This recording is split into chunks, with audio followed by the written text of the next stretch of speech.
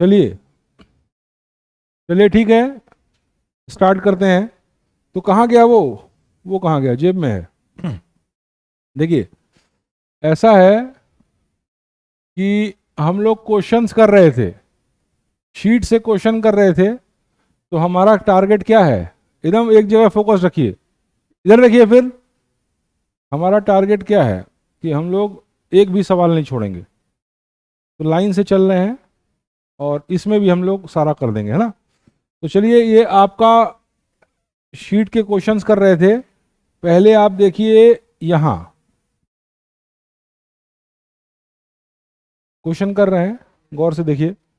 Ram takes straight line to go from P to Q and Shyam takes to semicircle, find the distance travelled by Ram and Shyam. देखिए, भले आसान सवाल शुरुआत में एक दो मिलेंगे, लेकिन करना सब ऐसे साइकोलॉजिकल हुआ कि हमने सारे सवाल किए हैं, 5 बार किए हैं। राम जो है पी से क्यू तक कैसे करता है? स्ट्रेट लाइन जाता है। और श्याम कैसे जाता है? राम ऐसे जाता है और श्याम ऐसे जाता है। बात समझ में आ रही ना? और इसका पूरा डायमीटर 100 मीटर है। तो distance travelled by Ram and Shyam कौन बता देगा? हाँ, बिल्कुल सही बोल रहे हैं। राम यहां से यहां 100 हो गया और श्याम का यहां से यहां क्या हो गया? Pi R. Pi R. तो आर क्या है? अगर पूरा 100 है तो आर है 50, तो यानी 50 पाई। 50 पाई श्याम चलेगा और 100 मीटर, 50 पाई मीटर श्याम चलेगा और 100 मीटर राम चलेगा। Find the displacement of Ram and Shyam. तो डिस्प्लेसमेंट दोनों का 100 मीटर होगा। डिस्प्लेसमेंट हम जानते हैं, distance between initial and final point. तो डिस्प्लेसमेंट दोनों का क्या होगा? 100 मीटर होगा। ये क्वेश्चन सबको क्लियर है? तो श्री गणेश हो गया। खूब आराम आराम से चल रहे हैं और एकदम एक जगह दिमाग रखिए, एक जगह दिमाग रखिए और सारे सवाल लगाएंगे, सारे, कोई इंपॉर्टेंट अनइंपॉर्टेंट नहीं है, ठीक है ना। और यहीं तैयार कर लीजिए, यहीं पे एक्टिव पढ़ाई कर लीजिए, खत्म बात। घर पे जल्दी से देख लीजिए। अच्छा, अब नेक्स्ट क्वेश्चन देखिए। नेक्स्ट क्वेश्चन देखिए। A particle starts from a point A and travels along, थोड़ा इसको चेंज कर दें। A particle starts from a, ये क्या, इसमें कंट्रास्ट क्या आएगा? व्हाइट आएगा। A particle starts from a point A and travels along a solid curve shown in the figure. Find approximately the position B of the particle such that the average velocity between the position A and B has the same direction as the instantaneous velocity at B. देखिए, ये question क्या है? ये कह रहा है कि एक पार्टिकल पॉइंट ए से ट्रेवल कर रही है और ट्रेवल करने के बाद एक सॉलिड कर्व पे ऐसे मूव कर रही है, वो कर्व दिखा रहा है। तो अप्रोक्सीमेटली पॉइंट बी का पोजीशन बताना। बढ़िया सवाल है ये, अच्छा क्वेश्चन है। अप्रोक्सीमेटली पॉइंट बी का पोजीशन बताना है कि average velocity between point A and B, A और बी पॉइंट के बीच जो एवरेज वेलोसिटी होगी उसका वही डायरेक्शन होगा जो इंस्टेंटेनियस वेलोसिटी एट बी का होगा।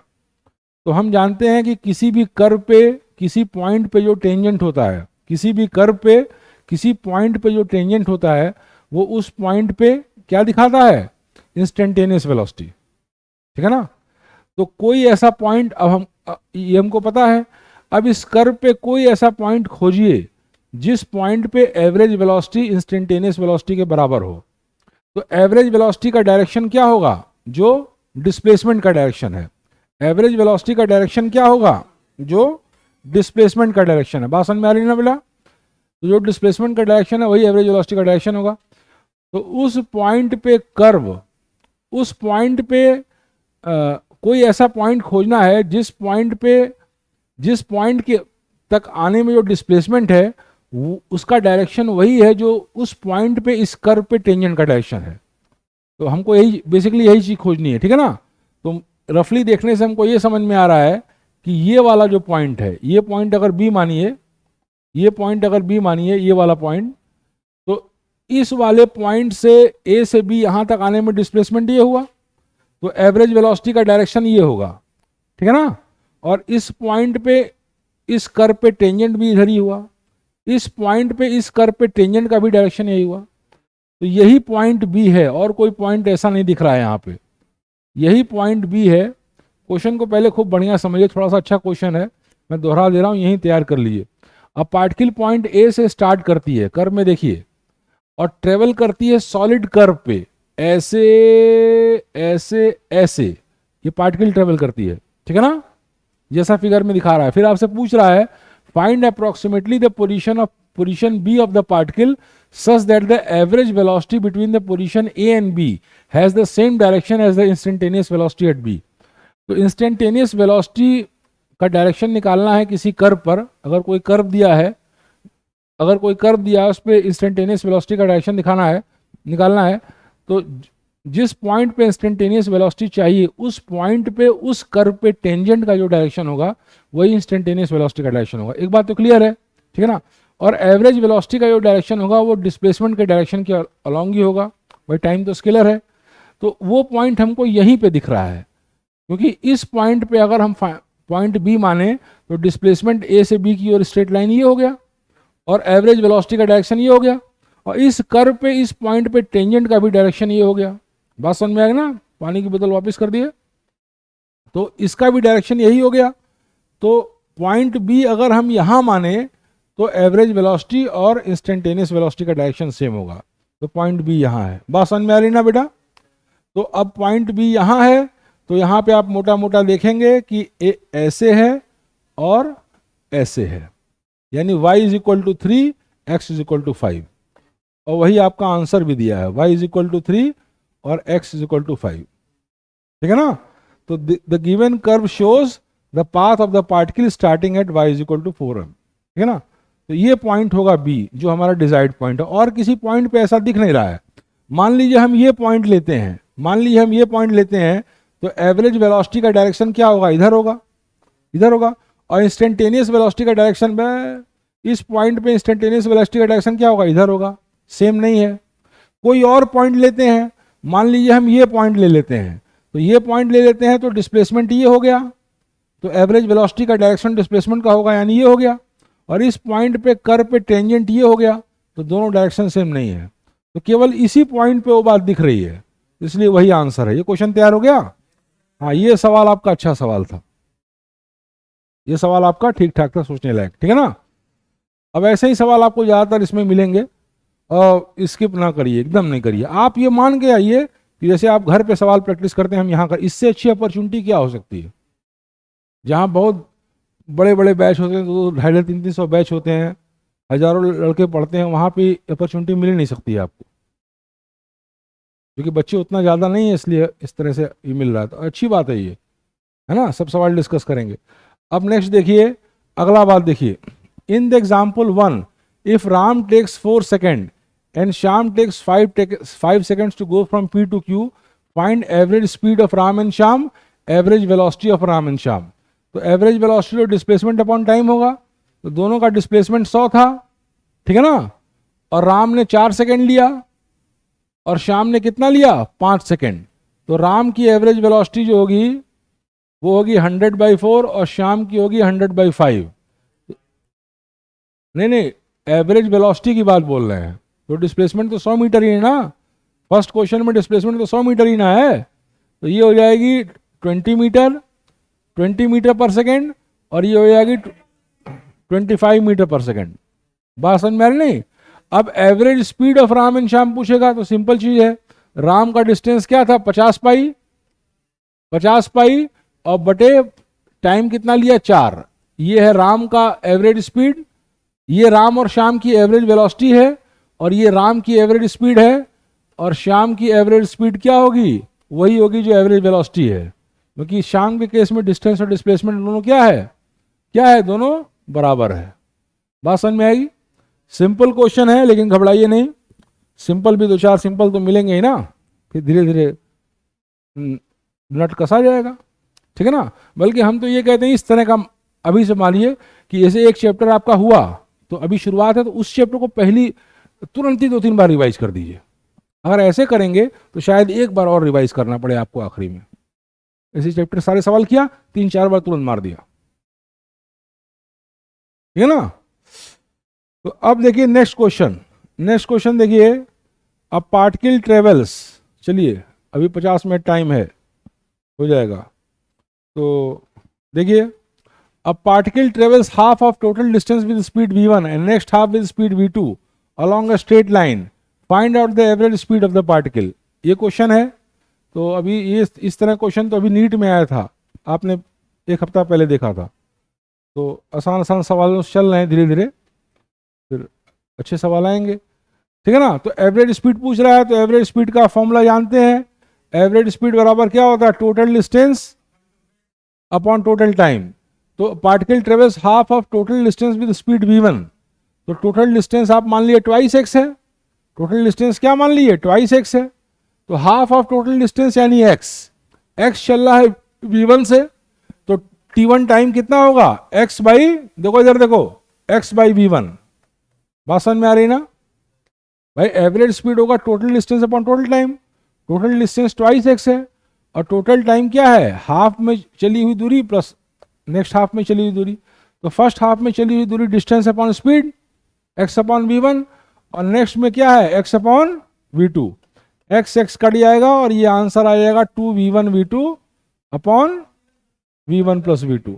ये आपका आंसर आ जाएगा। बात समझ में आ रही ना। हाँ चलिए कॉन्सेप्ट को रिवाइज ही कर लीजिए, ठीक।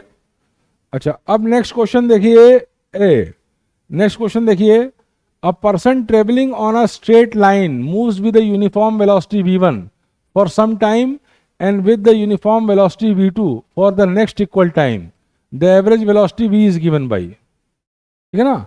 एक आदमी है वो सीधे रास्ते पे चल रहा है, एक आदमी क्या कर रहा है, एक सीधे रास्ते पे चल रहा है, और अगर वो t समय चला तो t/2 समय के लिए, तो t/2 समय के लिए उसकी यूनिफॉर्म वेलोसिटी v1 है, और नेक्स्ट t/2 समय के लिए उसकी यूनिफॉर्म वेलोसिटी v2 है।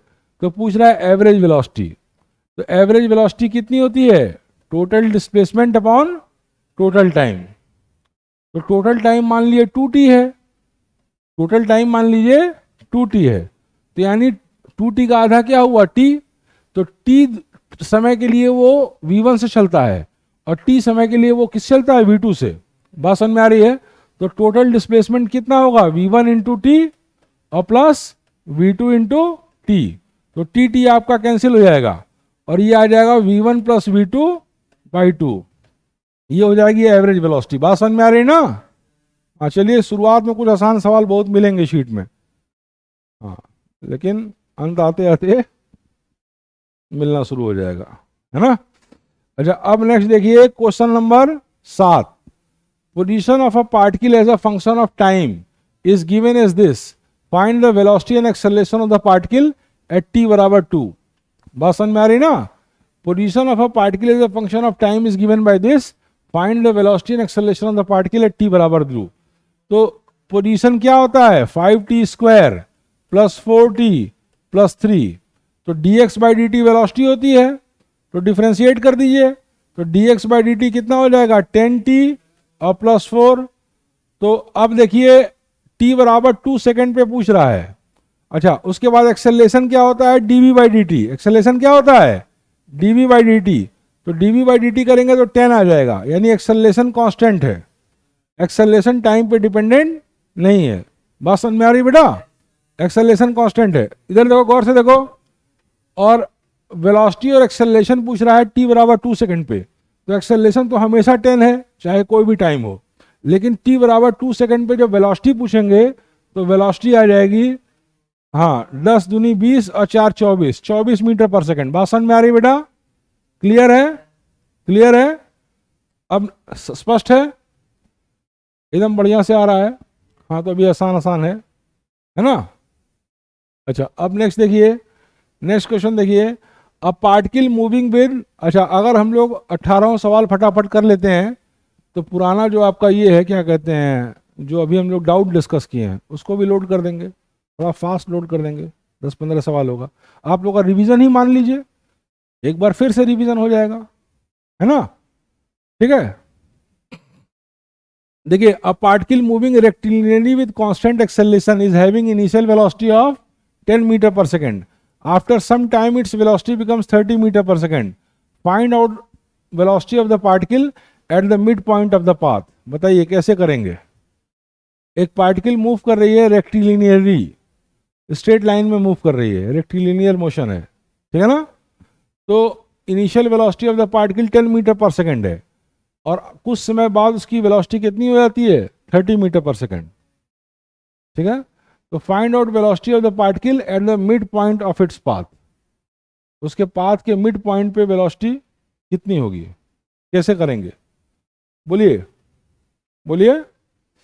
तो अब देखिए आपका v square and 30 square is equal to u square, तो वेलोसिटी बढ़ रही है यानी कि एक्सेलरेशन लग रहा है, यानी क्या लग रहा है, एक्सेलरेशन लग रहा है। तो two acceleration into distance travelled, ये हो जाएगा, ये हो जाएगा ना। तो इसको करेंगे तो 30 स्क्वायर माइनस 10 स्क्वायर, तो 30 माइनस 10 कितना हो जाएगा 20, और 30 प्लस 10 40 हो जाएगा, is equal to 2 acceleration into distance travelled. बात समझ में आ रही ना। तो अब पूछा है कि velocity of the particle at the mid point of the path, velocity of the particle at the mid point of the path, तो मान लीजिए v डैश है, तो v डैश स्क्वायर बराबर कितना होगा बोलो, इनिशियल वेलोसिटी स्क्वायर यानी 10 स्क्वायर प्लस ट्वाइस एक्सेलरेशन तो कांस्टेंट है इंटू s बाई 2, ये निकालना है। यानी अगर as की वैल्यू इस इक्वेशन से निकल जाए और उसमें पुट कर दें तो हमारा आंसर आ जाएगा। हाँ जो भी आएगी वो आ जाएगी। योगा कर रहे हैं, कुर्सी बैठे बैठे पैर ऊपर से, ठीक है। तो अब ये ऐसे हो गया, तो एक्सेलरेशन इंटू एस कितना हो गया, दिस इंप्लाइज दैट 220 या 40, तो this implies that acceleration into S 220 या 40, एक्सेलरेशन इंटू एस कितना हो जाएगा 20 स्क्वायर, ये क्या हो जाएगा 20 स्क्वायर। तो वेलोसिटी पूछा है mid point of the path, तो इस केस में एक्सेलरेशन यूनिफॉर्म है, एक्सेलरेशन यूनिफॉर्म है। जब नहीं दिया होता तो यूनिफॉर्म एक्सेलरेशन मानते हैं, अगर कुछ नहीं दिया है तो एक्सेलरेशन यूनिफॉर्म मानते हैं। एक्सेलरेशन यूनिफॉर्म नहीं मानेंगे तो कोई भी क्वेश्चन ऑफ मोशन लग ही नहीं पाएगा। बात समझ में आ रही ना। तो उसको ऐसे मानते हैं। तो अब हाफ पाथ पे चलता है तो वेलोसिटी पूछा है तो फिर से v स्क्वायर लगा दिया। बात समझ में आ रही ना। तो अब as की वैल्यू यहाँ से 20 स्क्वायर आ गई। अब जब उसमें पुट करेंगे इस इक्वेशन में तो v डैश स्क्वायर बराबर कितना है 10 स्क्वायर, और ये कट गया, ये कट गया, और as की वैल्यू कितना है 400, कितनी है 400, और इसकी वैल्यू है 100, तो ये हो गई 500, ठीक है ना। ये v डैश स्क्वायर है। This implies that v dash is equal to under root 500, तो यानी कि 10√5 metre per second. Answer check करिए, सही आ रहा है ना। हाँ तो बस यही आपका आंसर हो जाएगा। बात समझ में आ रही ना। हाँ यही आपका आंसर हो जाएगा। बल्कि और सब सब्जेक्ट पे आप घर पे मेहनत करिए। इसको तो इतना कोई कराता नहीं है, कहीं नहीं कराता है। हम लोग वहाँ थे तो नहीं कराते थे, लेकिन हमारा ये एम है कि जो भी बच्चे हैं इसी में से रिजल्ट दे देना है। पहला साल है ना, कम बच्चे हैं तो इसी में से हमको रिजल्ट दे देना है, ठीक है। तो हम सारा सवाल लगाएंगे, बल्कि आप फिजिक्स मेरे साथ यहीं पे तैयार कर लिया कीजिए। इसीलिए मैं कह रहा हूँ कि सारा क्वेश्चन छाट के नहीं, ठीक है ना। एक बार जब सब हो जाएगा तो वन शॉट भी देंगे। वन शॉट का मतलब समझ रहे हैं, एक बार 2 घंटे के अंदर 200-250 सवाल। ये हो जाएगा, हाँ हो जाएगा, ये हो जाएगा, हाँ जल्दी जल्दी जल्दी जल्दी। तो जबरदस्त आत्मविश्वास उससे आता है, जबरदस्त आत्मविश्वास आता है। ये सवाल हो जाएगा, ये हो जाएगा, इसमें ऐसे कर लेंगे, इसमें ऐसे कर लेंगे, ऐसे ऐसे करके। और ऐसे ऐसे करके आप जब सारे चैप्टर्स कई बार कर लेंगे तो कोई प्रश्न ही नहीं उठता ना होने का, है ना। अब देखो नेक्स्ट चीज, देखो नेक्स्ट क्वेश्चन देखिए। Mister Sharma brakes his car with constant acceleration from a velocity of this to this over a distance of this, how much time elapse during the interval. Question को ध्यान से देखिए। मिस्टर शर्मा क्या करते हैं, अपनी कार को ब्रेक मारते हैं, ठीक है ना, एक कांस्टेंट एक्सेलरेशन से। तो इसको रिटार्डेशन होना चाहिए, लेकिन एक्सेलरेशन लिखा है तो कोई बात नहीं, यहाँ रिटार्डेशन होना चाहिए था, ठीक है ना। Constant retardation from a velocity this to this, velocity घट रही है over a distance of this, how much time elapse during this interval. इस इंटरवल में कितना टाइम इलैप्स हो रहा है। एक पेन कोई देगा, पेन दीजिए एक ठो हमको, पेन दीजिए जल्दी, पेन फेंकिए फेंकिए फेंकिए।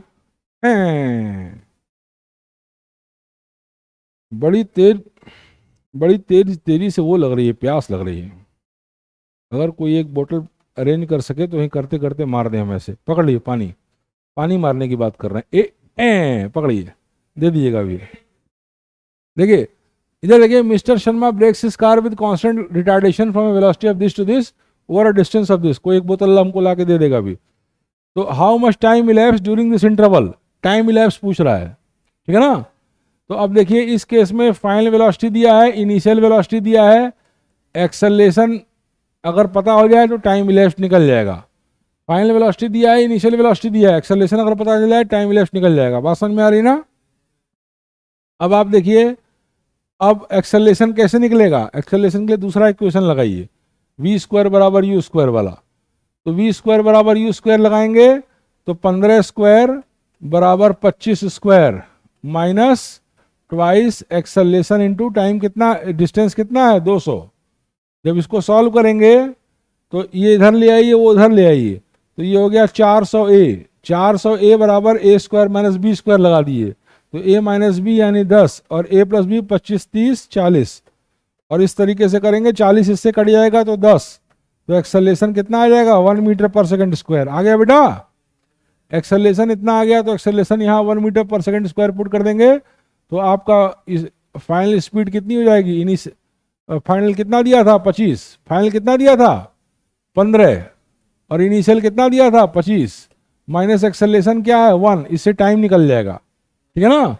जब इसको फर्दर सॉल्व करेंगे तो टाइम बराबर 10 सेकंड आ जाएगा। आंसर चेक करिए, आ गया, बोलो बेटा आंसर आ रहा है।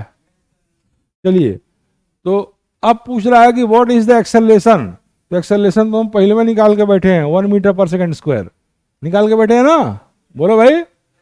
अब नेक्स्ट देखो, if he has to continue braking with the same constant acceleration, how much longer would it take for him to stop and how much additional distance would he cover, ठीक है ना। How much additional distance would he, अगर पानी मिले तो एक गिलास दे, एक बोतल दे देना। तो अब आप देखिए नेक्स्ट देखिए, if he has to continue braking with the same constant acceleration, अगर उसी कांस्टेंट एक्सेलरेशन यानी 1 मीटर पर सेकंड स्क्वायर से और चापे रहे अपना ब्रेक, चापे रहे, बात समझ में आई, तो क्या होगा, उसकी स्पीड क्या हो जाएगी 0 हो जाएगी। और 0 के बाद भी अगर वो ब्रेक चापे रहे तो गाड़ी पीछे आएगी,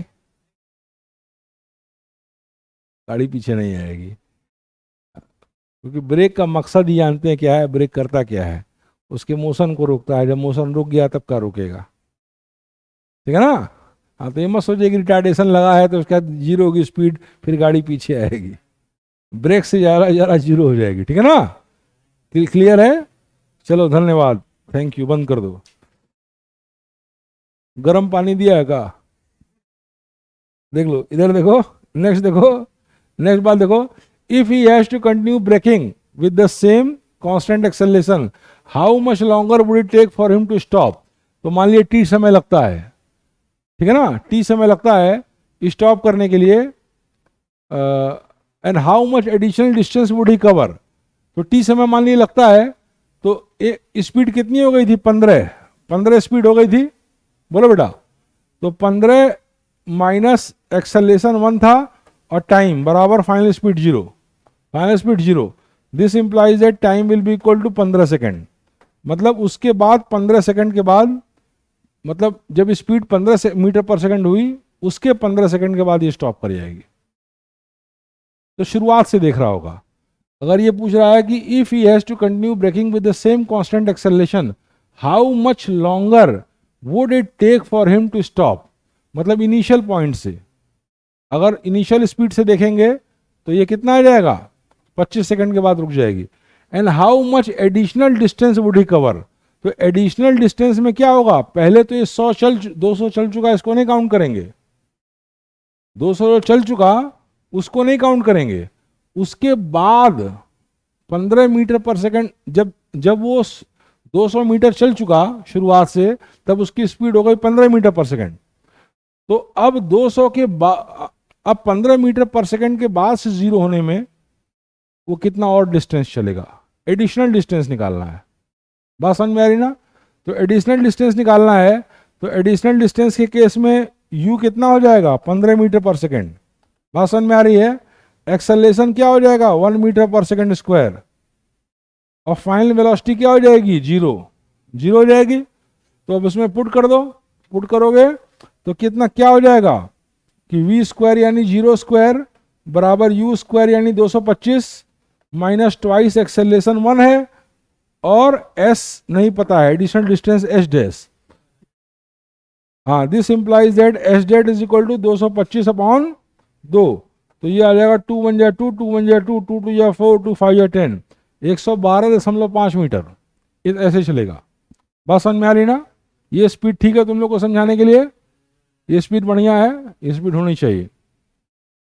जानते हो, इसी स्पीड से अगर तुम लाइन से सारा का सारा सारे चैप्टर एक बार ऐसे करके कर दो ना, और उसके बाद तुरंत घर पे जाके एक दो बार देख लो, फिर 10-15 दिन बाद एक बार जितना हुआ हो उतना देख लो, मोर देन सफिशिएंट है, इतनी बात है। और सारे टेस्ट दे दो। आह आह आह। चलिए नेक्स्ट देखिए, नेक्स्ट क्वेश्चन देखिए। ए हाँ, पानी नहीं नहीं बिल्कुल नहीं भरना है। जो हमने मांगा पानी तो तुमने नहीं दिया। नहीं, बोतल थी तुम्हारे पास, क्यों नहीं दिया? दूसरी बोतल थी ना। अच्छा, अब इस क्लास खत्म हो जाए तब जाना, आधा घंटा रुक जाओ।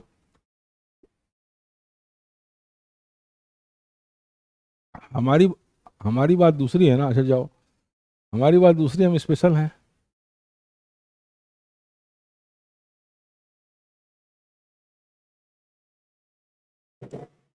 चलिए अभी करते हैं, थोड़ा सा पानी का मजा ले लिया जाए, गर्मी बहुत पड़ रही है।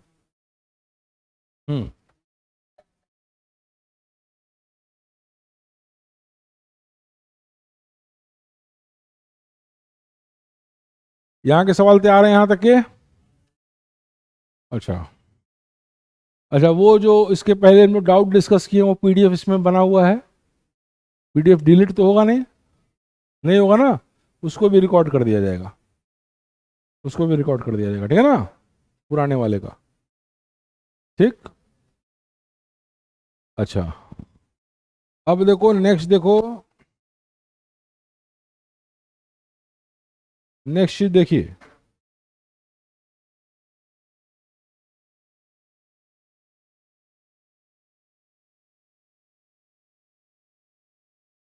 ये देखिए, ये देखिए,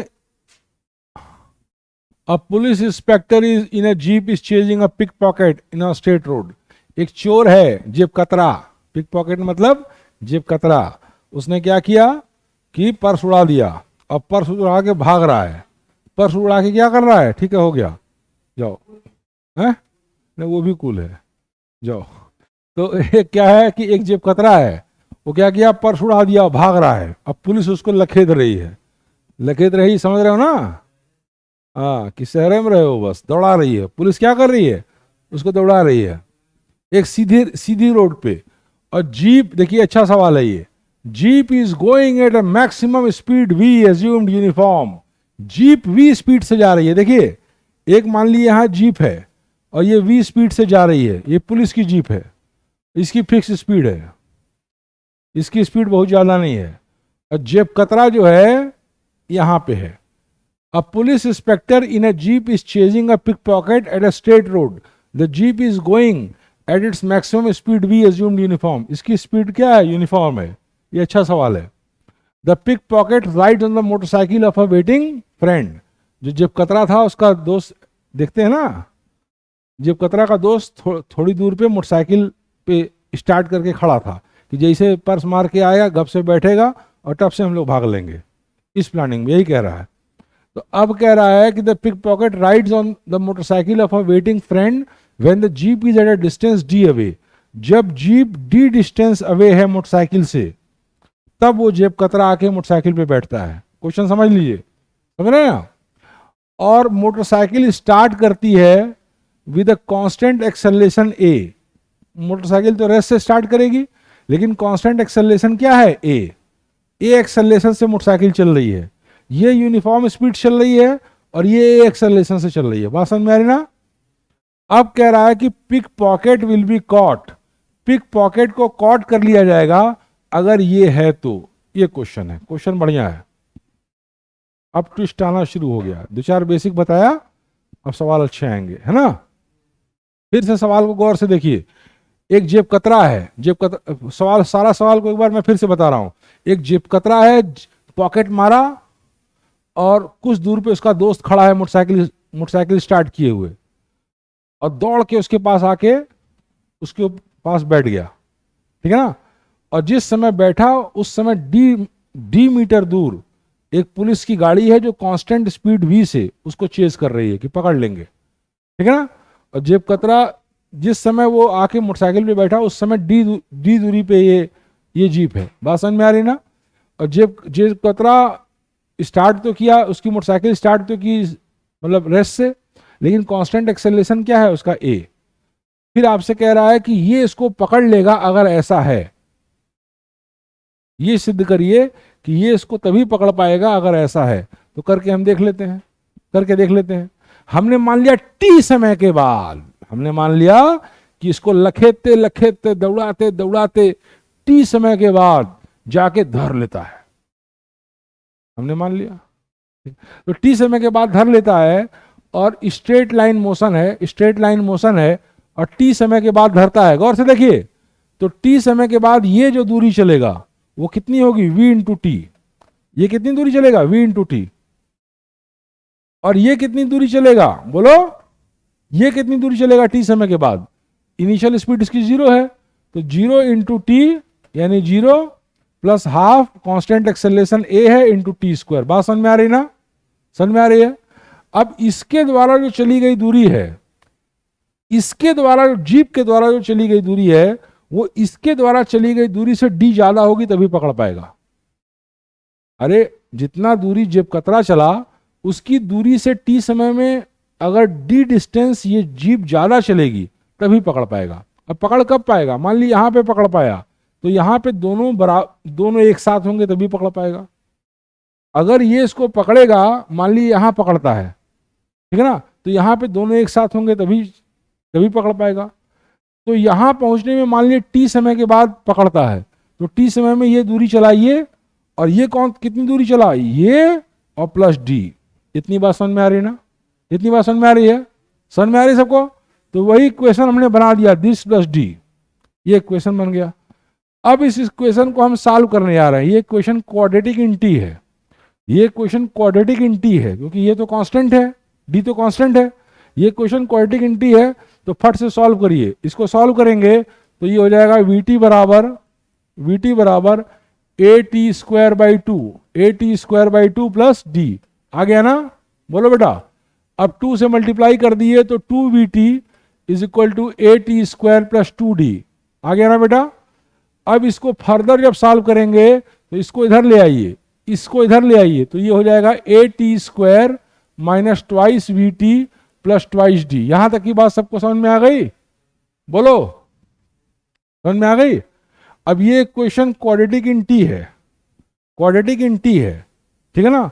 और ये पिक पॉकेट को पुलिसमैन तभी पकड़ पाएगा जब t की वैल्यू रियल हो, रियल हो तभी पकड़ पाएगा। एक क्वाड्रेटिक क्वेश्चन है t का, तो यानी t के 2 सोल्यूशन होंगे, ठीक है ना, 2 सोल्यूशन होंगे।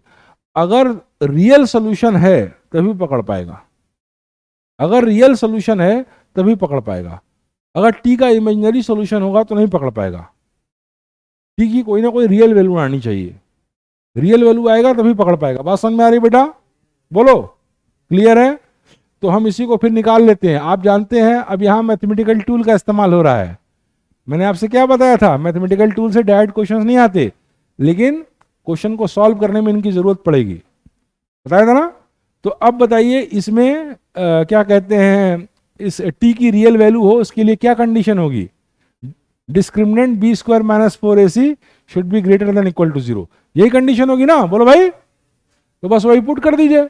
तो डिस्क्रिमिनेंट की ये किस फॉर्म का इक्वेशन है, ax square plus bx plus c form का इक्वेशन है ना, क्वाड्रेटिक इक्वेशन यही ना है। तो अब इसमें देखिए b स्क्वायर क्या होगा, b इसमें क्या होगा -2b, b क्या होगा -2b, तो अंडर रूट b स्क्वायर कितना होगा 4b स्क्वायर, b क्या होगा -2b, तो अंडर रूट b स्क्वायर क्या होगा 4b square, 4b square minus 4a, a क्या होगा इस केस में a क्या है a, और c इस केस में क्या है ट्वाइस डी है ना। This should be greater than equal to 0। तभी टी की रियल वैल्यू होगी। This should be greater than equal to 0। बात समझ में आ रही ना? बोलो। तो अब इसको फर्दर तुम स्क्वायर कर दो, फर्दर स्क्वायर कर दोगे तो 4v² माइनस 8ad, ये 8ad है ना, should be greater than equal to 0, यही होगा। This implies that v² should be greater than equal to 2ad होगा। बोलो।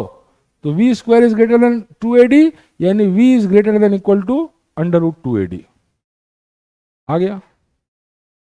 हो गया ना? सबको समझ में आया?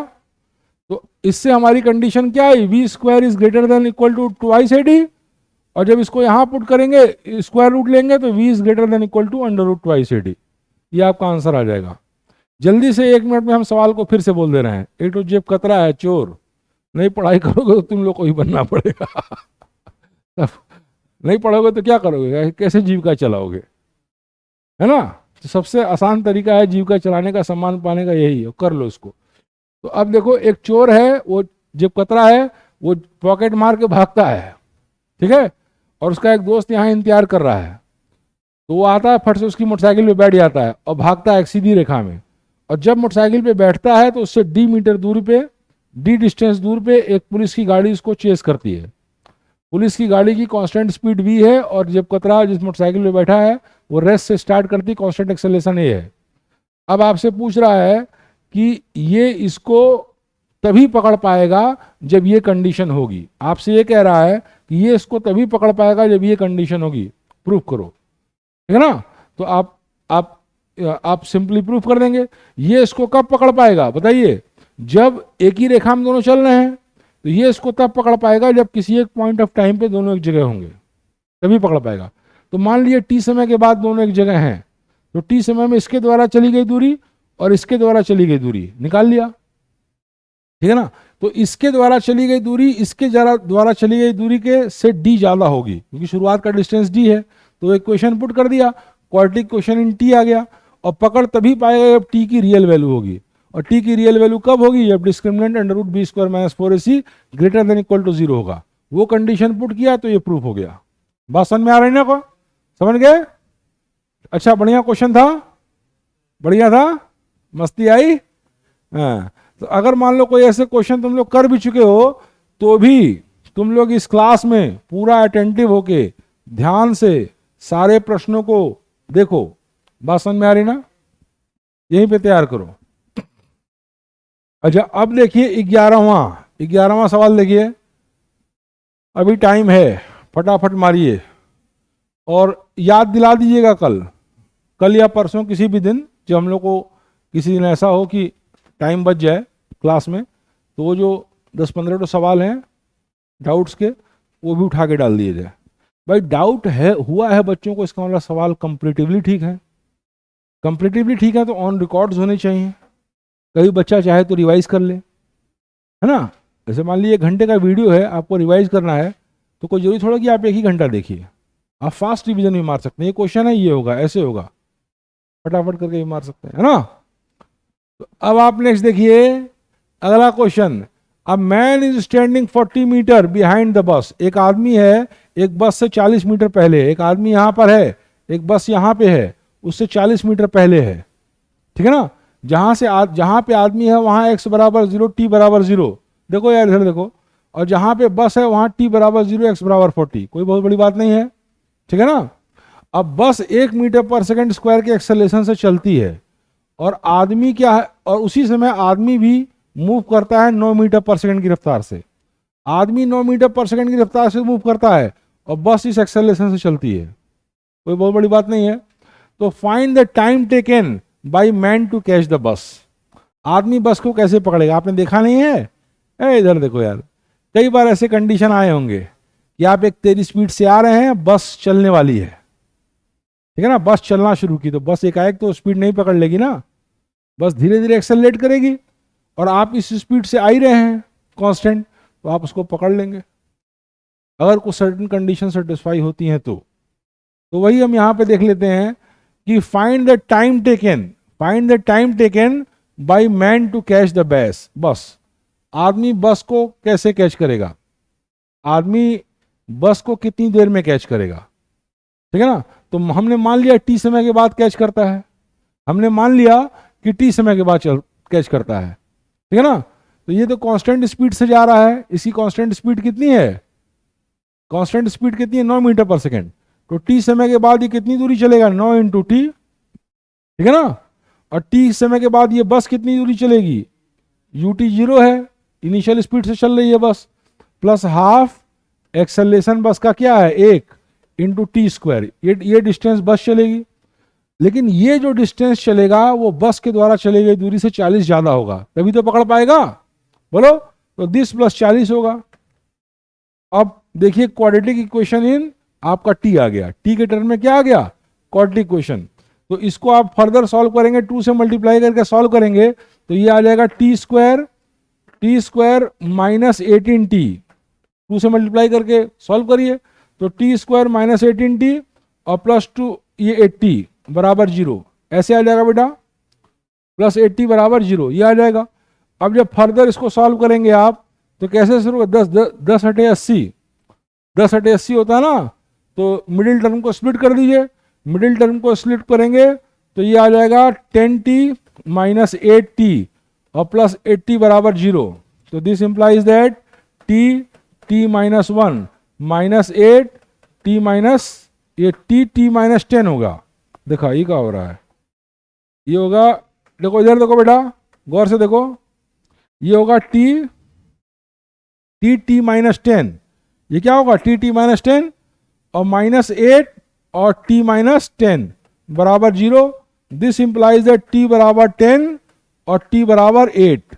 भाई क्वाड्रेटिक इक्वेशन इन t आया था तो 2 सॉल्यूशन भी हो सकते हैं, तो इस केस में देख रहे हैं कि 2 सॉल्यूशन आया, यानी 8वें सेकंड में धर लेगा और 10वें सेकंड में धर लेगा, बब्बा रे बाबा, 8वें सेकंड में धर लेगा और 10वें सेकंड में धर लेगा, ही का 8 में भी धर लेगा 10 में भी धर लेगा, ये क्या संभव है, हैं? कैसे बताओ।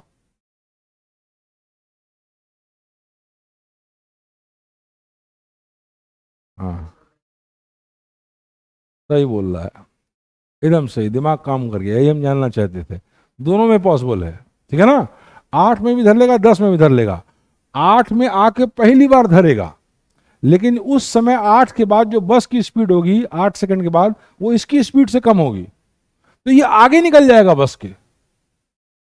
8 सेकंड के बाद पहली बार आके बस को धर लेगा, लेकिन उस समय 8 सेकंड के बाद जो इसकी स्पीड होगी वो बस की स्पीड से ज्यादा होगी, तो ये बस से आगे निकल जाएगा, लेकिन इसकी स्पीड तो कांस्टेंट है, वो तो बढ़ नहीं रही है। फिर बाद में बस एक्सेलरेट करेगी तो उसकी स्पीड और बढ़ेगी, तो 10वें सेकंड के बाद दोनों एक पॉइंट पर फिर होंगे, 10वें सेकंड के बाद दोनों एक पॉइंट पर फिर होंगे, बात समझ में, दिमाग काम करता है इसका। 10वें सेकंड के बाद दोनों एक पॉइंट पे फिर रहेंगे और उसके बाद क्या होगा, इसकी स्पीड ज्यादा होगी, फिर ये निकल जाएगा और फिर ये कभी नहीं धर पाएंगे। अगर 8 सेकंड में नहीं धरे 10 सेकंड में नहीं धरे तो फिर बस को देखते रहेंगे, बस भागती जाएगी, बस भागती जाएगी, क्योंकि इनकी स्पीड फिक्स है और बस की स्पीड फिर बढ़ती जाएगी। वही आप लोग के साथ भी होगा, अगर 12th में क्लिक नहीं किए तो बस खड़े खड़े देखेंगे, बहुत चैलेंज, उसके चैलेंजेस कई टाइम्स बढ़ जाएंगे आपके। 12th में भी बच्चा क्लिक कर गया, सबसे आसानी से क्लिक कर जाता है, और उसके बाद क्या होता है कि चैलेंजेस 10 टाइम्स बढ़ जाते हैं। मैं फैक्ट बता रहा हूँ आपसे, गलत नहीं बोल रहा हूँ। IAS OAS का एग्ज़ाम आसान जरूर होता है, लेकिन IIT से कम 10 टाइम्स टफ होता है। सिलेक्शन प्रोसीजर, क्वेश्चंस तो इससे आसान होते हैं, लेकिन सिलेक्शन प्रोसीजर बहुत टफ होता है। बहुत ज़्यादा लोग, हर स्ट्रीम के लोग अप्लाई करते हैं ना, स्केलिंग सिस्टम है, दुनिया भर की बात है। इसमें सोचिए केवल फिजिक्स मैथ, केवल साइंस बैकग्राउंड के लोग अप्लाई करते हैं, साइंस में भी मैथ्स बैकग्राउंड के लोग, उसमें हर बैकग्राउंड के लोग अप्लाई करते हैं और सबका इक्वल वेटेज होता है। ये मत सोचिए कि मैथ्स में 100 पाए, हिंदी में 80 पाए, तो इस तरह से होगा तो सब मैथ्स वाले ही सिलेक्ट हो जाएंगे। वो तो स्केलिंग पद्धति होती है ना, कि मैथ्स का 100 और हिंदी का 80 बराबर है, मामला वहीं फंस जाता है। हर सब्जेक्ट से बनते हैं, है ना, वो वहाँ फाइट तगड़ी हो जाती है, इससे ज़्यादा रिस्की हो जाता है। क्वेश्चंस नहीं टफ होते हैं, ऐसा नहीं क्वेश्चंस बहुत टफ होते, क्वेश्चन समझ में आते हैं, लेकिन सिलेक्शन प्रोसीजर वो उसका टफ हो जाता है। चलिए वो सब बात की बात है, फिलहाल आगे चलिए। नेक्स्ट देखिए, नेक्स्ट मैं आपको समझा रहा हूं कैसे। अ particle is dropped from height this, another particle is projected vertically up with the velocity of this from the ground along the same line. Find out the position where the two particle will meet. बताइए, कौन बता देगा, कौन बता देगा, फटाफट बताइए। एक पार्टिकल को ड्रॉप किया गया 100 मीटर हाइट से, एक पार्टिकल को ड्रॉप किया गया, चुआ दिया गया 100 मीटर हाइट से, रसगुल्ला की तरह से, देखिए। और एक और पार्टिकल को प्रोजेक्ट किया गया vertically upward with a velocity 50 metre per second. यहां से एक को चुआ ऐसे ड्रॉप कर दिया गया, इसको 50 मीटर पर सेकेंड से ऊपर की ओर फेंक दिया गया एक ही लाइन में। तो find out the position where the two particles will meet, take this जी बराबर दिस। किस पॉइंट पे दोनों पार्टिकल मीट करेंगे, कौन बताएगा, किस पॉइंट पे दोनों पार्टिकल मीट करेंगे। कई तरह से लगा सकते हैं, रिलेटिव वेलोसिटी से भी लगा सकते हैं, वैसे भी लगा सकते हैं। सिंपल क्वेश्चन है, लगा लेंगे, लग जाएगा। कौन लगाएगा बताइए, हाँ उठाइए, बोलो बोलो बोलो बोलो। लिखा अंश नहीं लगेगा, हैं, ऐसे कैसे काम चलेगा। और सीधे कहोगे कि हम HLPA लगाएंगे, ALPA लगाएंगे, बाकी नहीं करेंगे।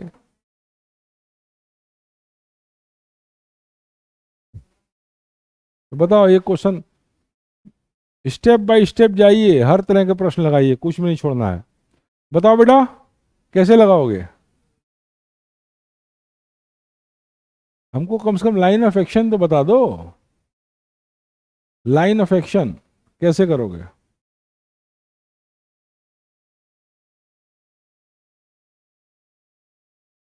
हम कह देंगे T समय के बाद दोनों मीट करते हैं, हम मान लेंगे T समय के बाद दोनों मीट करते हैं। तो T समय में इसकी द्वारा चली गई दूरी क्या होगी, S1 क्या होगी, UT प्लस हाफ AGT², ये होगी, यानी कि 5T²। कितनी होगी, 5T² हो जाएगी ना। और T समय में इसके द्वारा चली गई दूरी क्या होगी, T समय में नीचे वाले के द्वारा चली गई दूरी क्या होगी, बताओ। S2 बराबर कितनी होगी, S2 बराबर कितनी होगी, बोलो।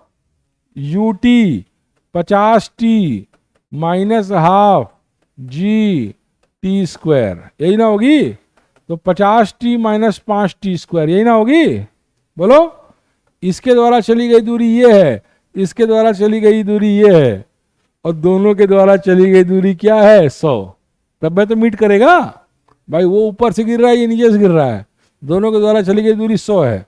तो दोनों को ऐड कर दोगे तो 5T² दोनों से कट जाएगा, तो फिर क्या आ जाएगा, 50T बराबर 100। दिस इंप्लाइज दैट T बराबर 100/50 यानी 2 सेकेंड। 2 सेकेंड के बाद दोनों मीट कर जाएंगे, ठीक है ना। अब 2 सेकेंड के बाद देख लो कि ये कितना दूर चला है या ये कितना दूर चला है, हाँ जो भी है निकाल लो फट से। तो 2 सेकेंड के बाद जब निकालोगे तो पता लगेगा कि 2 सेकेंड के बाद ये चला है 20, ये चला है 20 और ये चला है 80, ठीक है ना। तो 2 सेकेंड के बाद इतनी दूरी पे दोनों मिल जाते हैं, कर लोगे ना, बोलो भाई। बम बम है, मस्ती है। थोड़ा सा हम पानी मार लें, गर्मी कुछ ज्यादा पड़ रही है। आह, आह।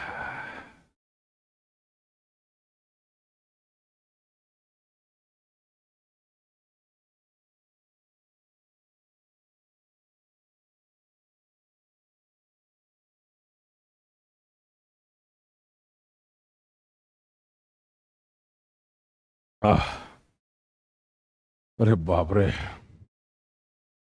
पानी बहुत जरूरी है, पानी बहुत जरूरी है, क्यों भाई।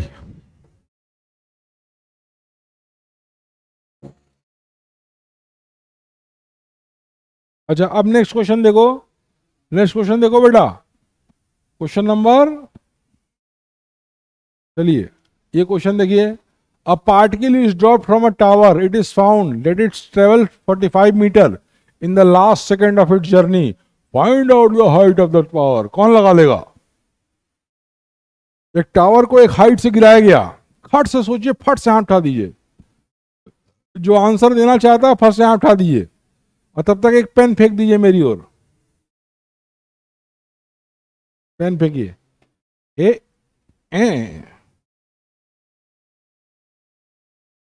चलिए फट से बताइए, जो लगा लेगा खट से आंसर बताइए।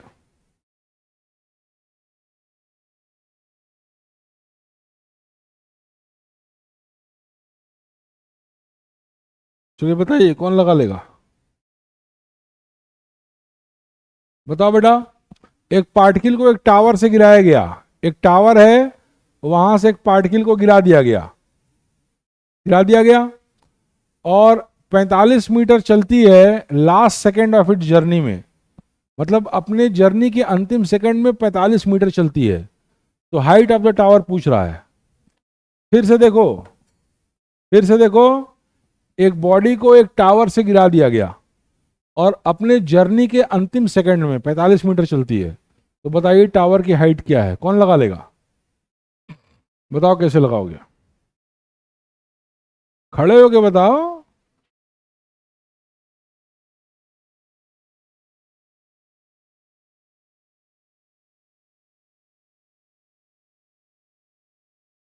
उससे उससे क्या निकल जाएगा? तो वो तो डिस्प्लेसमेंट दिया है कि लास्ट सेकंड में, तो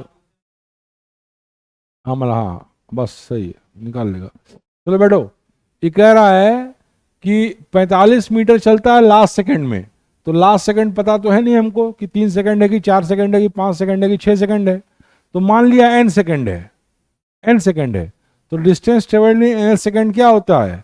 उसका फॉर्मूला क्या है? Distance travelled in nth second बताए थे ना, एस एन एथ। एस एन एथ क्या होता है? एस एन एथ बराबर 45 बराबर initial velocity plus half acceleration और ट्वाइस n माइनस वन, यही ना होगा? बोलो। इनिशियल वेलोसिटी इसकी 0 है क्योंकि उसको चुआ दिया गया ऊपर से, ए टप गिरा दिया गया, फेंका नहीं गया, छोड़ दिया गया, जैसे आम डाली से टपक पड़ता है, टपका दिया गया। तो अब 45 बराबर दिस है, तो अब फर्दर सॉल्व करेंगे, 45 दूनी 90 हो जाएगा, 90 बराबर एक्सेलरेशन कितना है? जी, जी की वैल्यू 10 कहा है, जी की वैल्यू कितनी कहा है?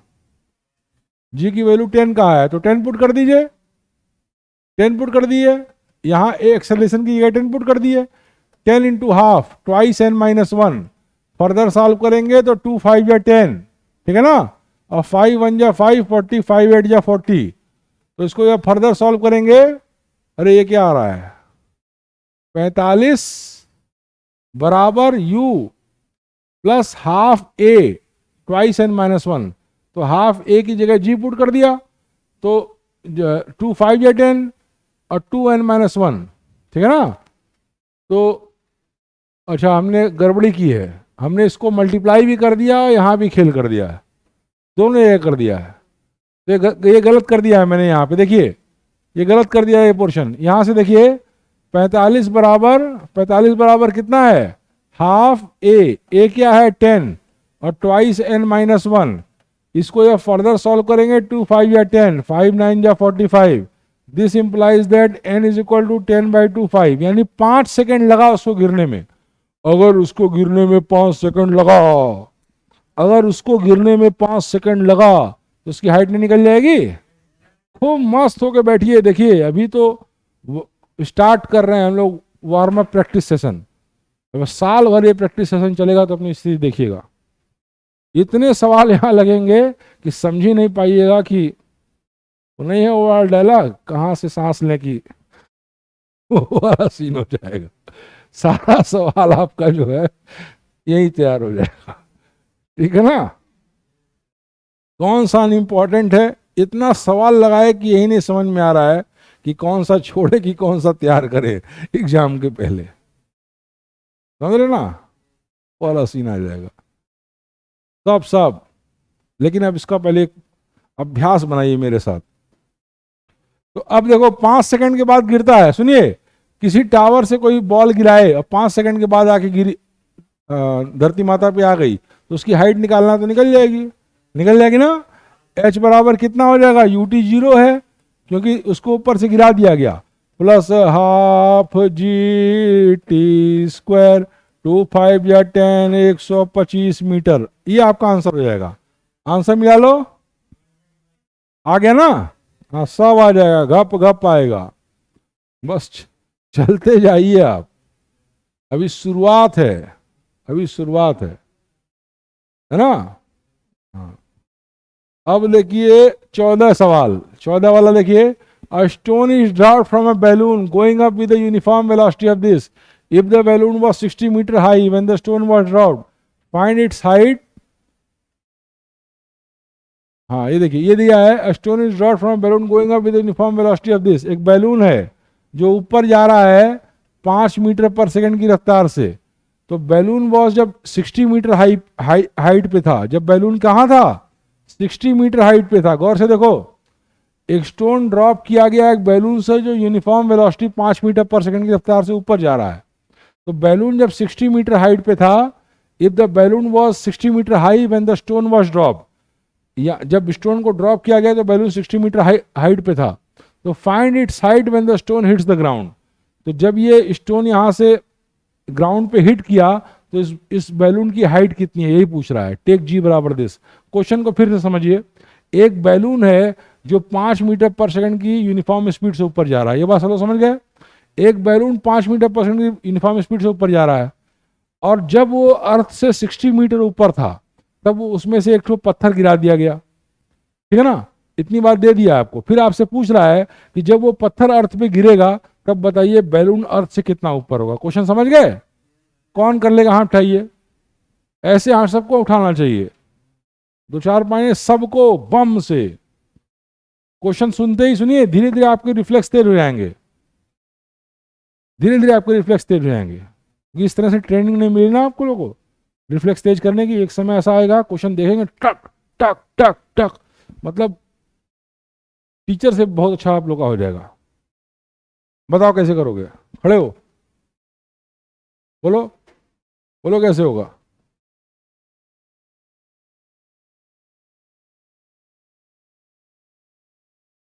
हाँ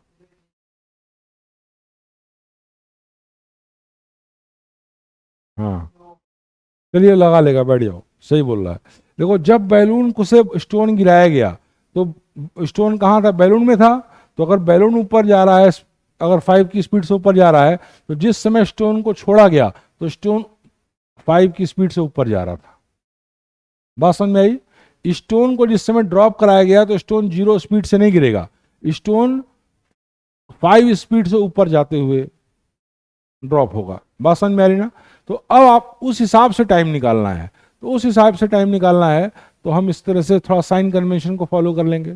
साइन कन्वेंशन को, ऊपर के डायरेक्शन को निगेटिव मान लेते हैं, ऊपर के डायरेक्शन को निगेटिव मान लेते हैं, और नीचे के डायरेक्शन को पॉजिटिव मान लेते हैं, ठीक है ना। तो डिस्टेंस नीचे की ओर 60 मीटर पॉजिटिव है, तो एस को पॉजिटिव 60 पुट किया, और इनिशियल स्पीड क्या है, -5। ऊपर निगेटिव माना है तो इनिशियल स्पीड क्या है, -5 इंटू टी। बात समझ में आ रही ना बेटा।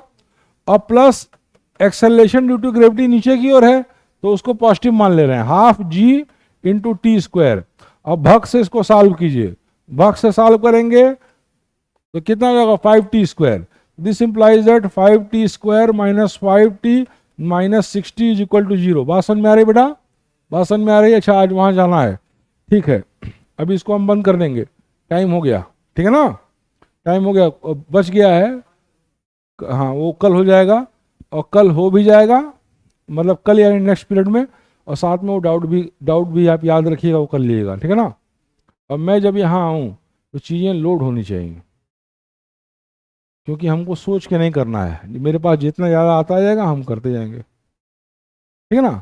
और डाउट वाले जो क्वेश्चन है वो एक बार आप लोग थोड़ा एक दिन पहले बताएंगे, ये एएलपी वाले, क्योंकि भाई मान लिया कि इमीडिएट 10 5 मिनट समय लगे आगे पीछे, है ना। तो अब आप देखिए ये 5t² माइनस 5t माइनस 60 बराबर 0, ठीक है ना। This implies that t² minus t minus t 12×60 बराबर 0। बात समझ में आ रही है। 4 तियां कितना होता है 12, तो t² माइनस 4t और प्लस 3t। बात समझ में आ रही है ना। -12 इज इक्वल टू 0। और फिर सॉल्व करेंगे तो t माइनस 4 और माइनस 3t, ये क्या हो गया t माइनस 4, हाँ तो t माइनस 4 यहां आया ना, तो कैसे होगा। अच्छा -3 किया, अच्छा हाँ प्लस, अच्छा +3 ले लिया हमने, तो +3 लिया तो t माइनस 4, ठीक है ना, इज इक्वल टू 0। और इसको फर्दर करेंगे तो t की दो वैल्यू आएगी, t बराबर 4 और t बराबर -3। और ये तो पॉसिबल नहीं है, निगेटिव टाइम तो पॉसिबल नहीं है, तो t बराबर 4 हो जाएगा। बात समझ में आ रही बेटा। t बराबर 4 सेकंड के बाद ऐसा होगा, तो बेटा 4 सेकंड के बाद ये बैलूनवा कहाँ जाएगा, बैलूनवा तो रुकेगा नहीं। पहले में 60 ऊपर था, ये बैलून पहले ही अर्थ के सरफेस से 60 ऊपर था, पहले ही 60 ऊपर था। और 4 सेकंड में कितना जाएगा, 5 चौके 20 जाएगा ना। और 20 60 80 metre above the earth surface होगा। आंसर चेक करो बेटा, सही है, बम बम है। तो सब देखिए आपका 12-13 सवाल लगा दिए, 12-13 सवाल लगा दिए। और इससे और अच्छा ही स्पीड होता जाएगा, डिपेंड करेगा आप लोग कितना ग्रेस्प कर रहे हैं, ठीक है ना। और इस सेशन को कभी भी डॉज मत करिएगा कि बहुत आसान क्वेश्चन है तो ये है, तो बाद में अरे आसान है कठिन है, यही ना है, यही इतना ना करना है, यही ना तुम्हारी बेसबुक है। तो ऐसे ऐसे करिएगा। तो चलिए मामला ख़त्म करते हैं आज का, है ना।